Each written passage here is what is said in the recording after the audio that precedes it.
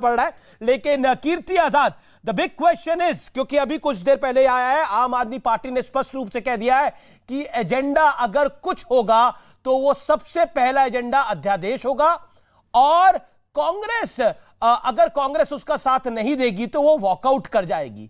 What is your reaction? आपके सूत्रों को मैं निरस्त करता हूं, मेरी जानकारी पूरी है।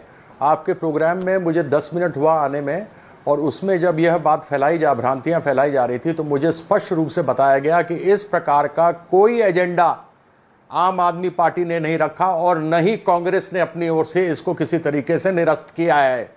इसमें ऐसी कोई बात नहीं है। यह केवल लोगों के बीच में जिस प्रकार से पटना में आम आदमी पार्टी के पोस्टर लगे थे, उसको वहां के अध्यक्ष, बिहार के अध्यक्ष आम आदमी पार्टी के ने मना किया, कहा यह आदमी हमारी पार्टी का नहीं है और इससे हमारा कोई लेना देना नहीं है। तो जो भी आपको सूचना मिली है वो गलत है। अपने सूत्रों को बोले कि इस तरीके से लोगों को दिग्भ्रमित न करें। संदीप दीक्षित का बयान है, उन्होंने बोला है, गौरव वल्लभ का बयान है, संदीप दीक्षित का बयान मैं कोट कर रहा हूं। मैं केजरीवाल से कह दूं कि आपको कोई मिस नहीं करेगा, अरविंद केजरीवाल जाए ना जाए उसका रत्ती भर कोई फर्क नहीं पड़ता। यह संदीप दीक्षित का बयान है। इससे पहले गौरव वल्लभ ने जो बोला वो भी मैं आपको सुना सकता हूं। इससे पहले आम आदमी पार्टी की जो प्रेस कॉन्फ्रेंस हुई वो भी मैं आपको सुनवा सकता हूं। ये तीनों क्या मल्लिकार्जुन खड़गे के ऊपर हैं?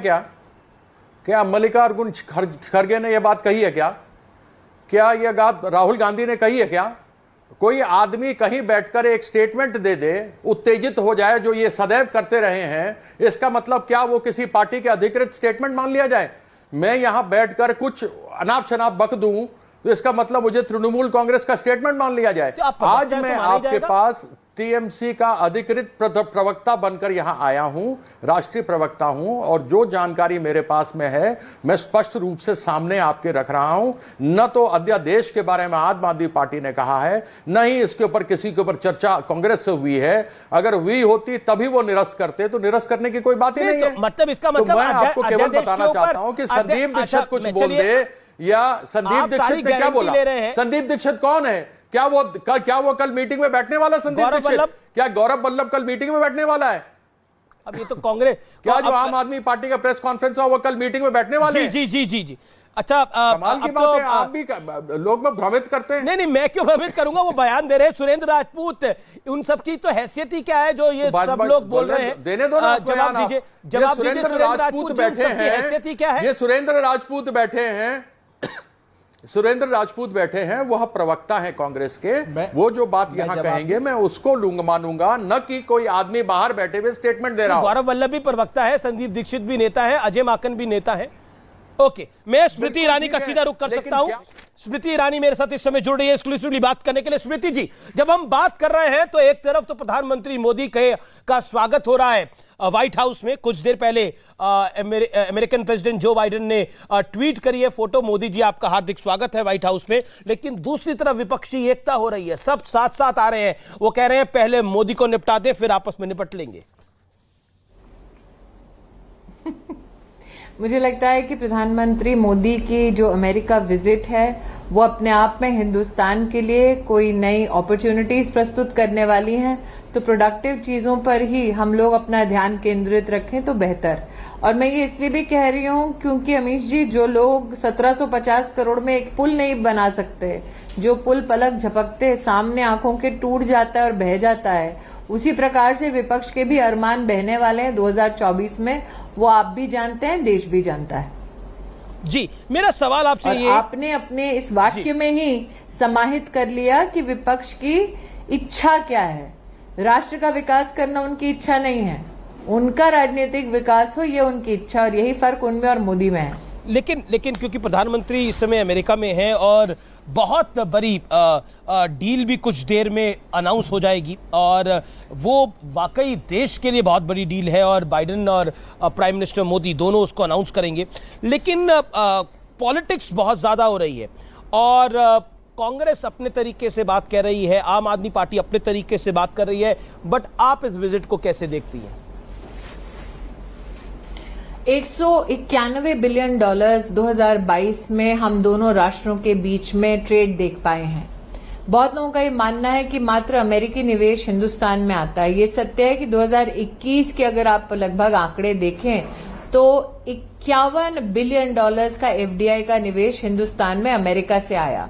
लेकिन बहुत ही इंटरेस्टिंग है कि अगर आप सीआईआई की एक रिपोर्ट देखें तो हिंदुस्तानी कंपनियों के लिए विश्व में टॉप 5 अगर कोई निवेश करने वाले राष्ट्र हैं तो उनमें से एक अमेरिका है, जहां पर 40 बिलियन डॉलर का उन्होंने निवेश किया और लगभग 4 लाख नौकरियों का हिंदुस्तानियों ने अमेरिका में सृजन किया।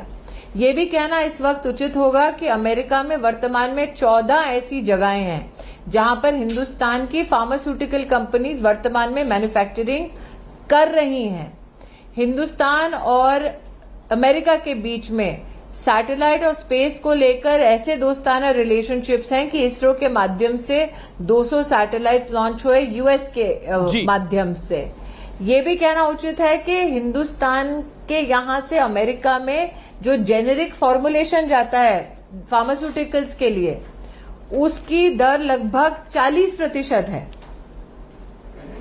अगर आप हिंदुस्तानी लैब्स को देखिए हेल्थ केयर में, तो वर्तमान में अमेरिका में हमारे 200 एक्टिव कोलैबोरेशन चल रहे हैं। तो ये रिश्ता मात्र डिफेंस संबंधित नहीं है, सिक्योरिटी संबंधित नहीं है। हेल्थ केयर में हमारे रिश्ते और भी पुख्ता हुए हैं।